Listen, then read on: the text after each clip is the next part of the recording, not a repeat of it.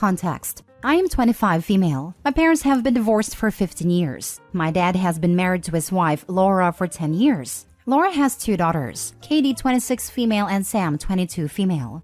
My dad is very close to Katie and Sam and considers them to be daughters to him. The grandfather I'm referring to is my dad's father. My grandfather has a diamond that belonged to my great-grandmother, and it's something of a family miracle, since my grandfather managed to find it after World War II. Unfortunately, he lost his mother and sister in the war, so he saved the diamond to be for the next woman in the family, to be set into an engagement ring. Now, my grandfather has a thing about blood and family. Namely, if you're not blood, you can be family, but you're not in the family. And I'm pretty sure this is somewhat related to his trauma, but it might be a generational thing. Because of this distinction, his aunts were not allowed to use the diamond for their wives' rings, because then the diamond would belong to the wife and the wife is not blood. I am his only biological granddaughter, so it was always presumed that the diamond would go to me. I got engaged last year and I didn't end up using the diamond for the ring. The diamond was not a color or the cut of the style I wanted, and my grandfather knew that. He offered to have the diamond recut, but I begged him not to because it is very valuable, and I know how much it means to him. So, he agreed that when I get married, he will set it into a necklace to be worn on my wedding day instead. Now, Katie is going to get engaged soon, and my dad is likely to be asked to walk her down the aisle. Laura asked my grandfather to give her the diamond for Katie's ring, since she is basically my father's daughter. My grandfather said, and I quote, "Not even over my dead body," and that the diamond will stay in the family. That said, Laura, my dad, and Katie are now extremely upset. My dad suggested maybe I could ask my grandfather to let them use the diamond, since I hadn't used it for a ring anyway, and that he considers Katie part of his family and will be forever. So it should be okay for her to have it, especially since she is older, so the first woman as it were. My grandfather would probably relent if I asked him, but I said no, because I would feel too guilty. That diamond is all my grandfather has left of a family he lost in the most horrific circumstances when he was 9 years old. They don't even have graves. That stone is literally all he has to remember them. What right do any of us have to dictate what he does with it? Katie, Laura, and my dad have all been texting and calling about how hurt they are, that I'm letting my grandfather exclude Katie from the family, and that I already have a ring. Why can't I just help my grandfather soften and let Laura and her kids be part of the family? I'm holding firm on it for now, but should I be? Now for the top comments. The diamond is all my grandfather has left of a family he lost in the most horrific circumstances when he was 9 years old. They don't even have graves. That stone is literally all he has to remember them. What right do any of us have to dictate what he does with it? Not the a-hole. I love you for this. For this statement alone, the diamond should go to you. Allow him to set it in a necklace and wear it all the time. It will make your grandpa happy. Not the a-hole. Reading between the lines, it seems your grandfather lost his family specifically because of their blood/genealogy. It makes sense that his own survivors matter so much to him. Not the a-hole. As much as they may be upset, it's not theirs. Your grandfather wants it to go to someone genetically related to him, not to someone brought into the family by marriage. His reasoning is exactly the same reason he didn't give it to the women marrying into the family. Grandpa has a right to say no. Your dad and stepsisters will just have to get over it. The hard truth is that they are not his grandchildren. They are step-grandkids, and family heirlooms don't typically pass down to stepchildren, especially with an older generation. And they became his stepkids as teens. It's not like he's been in their lives since they were babies. They likely didn't grow up viewing him as their grandfather at all, and while he may like them, they aren't his grandkids by blood or by social convention given their ages. Even if the kids had been adopted at birth, it wouldn't matter. They still wouldn't be blood relatives. Opie's the only one entitled to that diamond, as she's the only one genetically related to the grandfather. Opie's not the a-hole. I'll try to keep this short because I'm planning to go to a bar soon. I found out when she was about 6 months along. The guy Brian approached me at work. "Are you Sarah's boyfriend?" I said yeah and asked what he wanted. He said he was sorry, that he had slept with her and swore he didn't know that she was with someone, which I don't believe. He then pulled out his phone to show the texts between them. They had been sleeping together or linking up for at least a year. Then she found out she was pregnant, and they came to an agreement to just pretend the baby was mine. In return, she wouldn't lose her perfect life, and he wouldn't be responsible for a baby. I knew it was weird. We had been having problems trying for a baby and all of a sudden she got pregnant so easily. But he explained that he had been thinking about it and he recently became a Christian. He said that he couldn't live his life knowing that I was living a lie while his child didn't know their real father. So yeah, I told him I'd keep in touch and to not say that he said anything just yet. I've had a lot of time to think, but ultimately I decided to wait until she gave birth, to hurt her in her most vulnerable moment. I'll spare the details, but she went into labor, baby was born and was taken to the NICU to be monitored for a bit. What should have been a beautiful moment of holding my baby was the most heartbreaking time of my life. Just knowing that he was not mine hurt me. Once she was sewn up and comfortable, I started packing up my stuff to leave. She asked where I was going and I just told her, I know I'm not a baby's father. You can act all shocked, but I know. Just ask Brian to come. I'm positive he'll sign a birth certificate. Then I left. She's been calling my phone over and over, even sending texts as I type this. It has even gotten her sister to call me a few times. It was hard pretending these last few months, but I think I'm satisfied.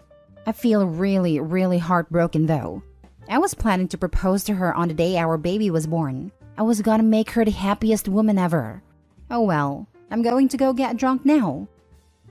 Now for the top comments before reading the updates. I did sigh for relief when I saw you're not married to this woman. Take power from that. You can move on much easily. Same. Good riddance. I'm so sorry. No one deserves this. The crap she pulled is absolutely evil. It will get better with time, and you will be happy again with someone who deserves you. Go ahead and let her and Brian deal with the situation on their own. Shoot, I'm relieved he didn't sign a birth certificate. Some states consider him the actual father at that point. Get a DNA test just to be 100% sure the child isn't yours. But you did a right thing leaving her. Make sure you have the text from Brian so she can't twist the narrative. Edited to add, you also need a DNA test so she can't put you on child support. Because if you're in the USA, it'll be hell to get you off it once the courts deem you the father. I'm like 110% sure that's not my kid just from looking at him, but I'll get the test. I get that, but it's just be on the safe side. You wouldn't want to find out 10 years later that it's yours. And you missed out on all the time and moments with a child. It won't hurt having something definitive that says you aren't the father. I plotted revenge against my ex-husband when I found out he was cheating on me when I was pregnant with our son. It felt good in the moment to stick it to him by telling the husband of his mistress what went on, but I was still miserable. It's been 3 years and I'm still in therapy for what I did. Best of luck, Opie. I hope you get therapy too. Cheaters are disgusting monsters. They truly deserve all the misery they encounter. They don't care that their actions can even create trauma in the victims. I hope you get better soon, and that the teeth and hair of this disgusting cheater rot and fall out. My husband's best friend's wife, Ellie, work at the same company I do. We are not very close because I always felt that she didn't like me. Anyway, apparently she had a crush on my husband. My husband and I often get invited to parties at their house, but I didn't go to Allie's 40th birthday last August. She had a huge party, but I was just starting with my worst morning sickness period, which nobody told me were not only reserved for mornings. Allie made a move on my husband and he got very upset and turned her down. Allie got angry and told him that everyone was doing it. All married couples cheat. Her husband was cheating and I was cheating. She told him it was a colleague of mine, a colleague my husband already disliked. When my husband got home, he was drunk and very upset.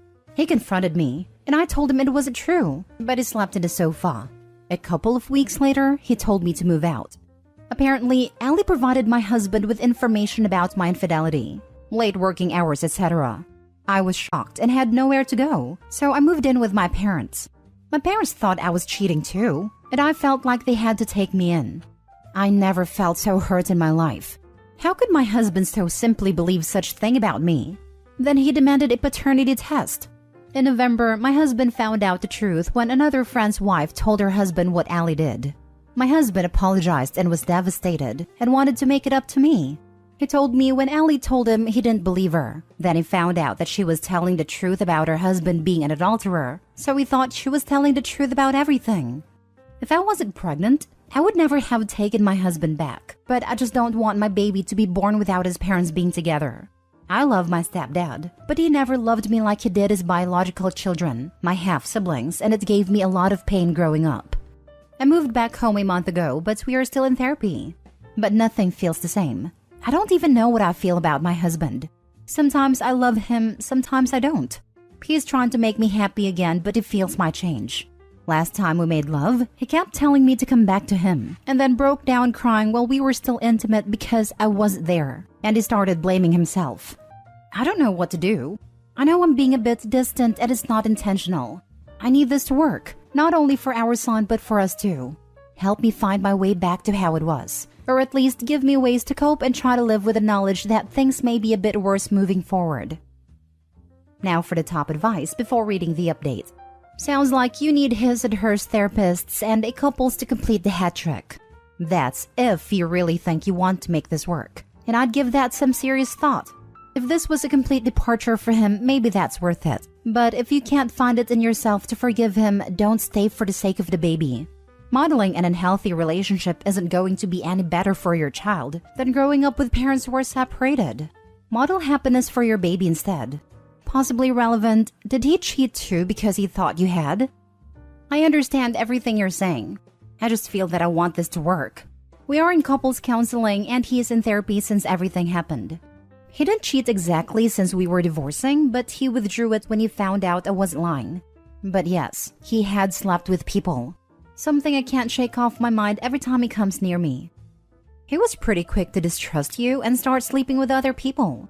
I definitely think you need therapy, both separately as individuals and as a couple. But I don't think you should have to speed your healing. He betrayed you and destroyed your trust in him, while also harming your relationships with others. You are staying because your stepfather wasn't a good step-parent. Some people are amazing step-parent. Having a child is not a good reason to stay in a broken relationship. This will hurt the child way more than having divorced parents. Your husband didn't trust you. He put someone else's word over yours. He broke his vow done during marriage that you would be his partner and him yours. That you would be a team. He threw you out while pregnant, not even knowing yet if the kid was his. He had no right, as it is a marital home. I think it is a big mistake to go back to him, especially given your reasons. I'm 23 female, my parents are 45 female and 46 male. I have two brothers, 24 and 21, and a little sister 8. We grew up upper middle class. As children, my parents would buy my two brothers whatever they requested, regardless of how expensive it was, allowed them to go on trips with them and threw them over-the-top birthday parties which I didn't receive any. For example, my brothers got to go to Disney for their birthdays while I stayed with my grandparents. Fortunately, my aunt/grandma took me to Disney a few months later. After being called out, they said they couldn't afford a trip for 5. As we got a little older, my parents had us working in their business after school and weekends. They gave both my brothers allowances for helping out while I didn't receive anything, though I was expected to do more. I wish it was just financial abuse though. My parents always said very hurtful things. They'd also make horrible comments when I entered the room, and I honestly still don't know what I did wrong. When my older brother graduated high school, they gave him an all-inclusive trip around Europe for the summer. When I graduated the next year, I didn't even get a party from them.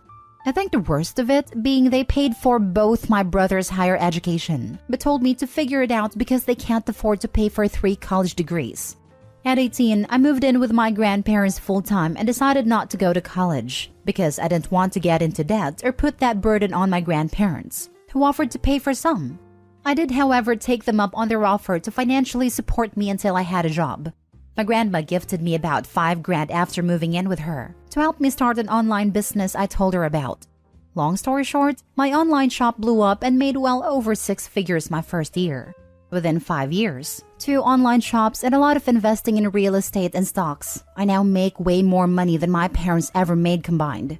During the pandemic, my parents had to shut down their restaurant and are still struggling to make ends meet. They are also unable to pay for their mortgage and are afraid they'll go homeless if I don't support them. They also have a lot of medical bills after my father got into an accident and needed surgery for his knee.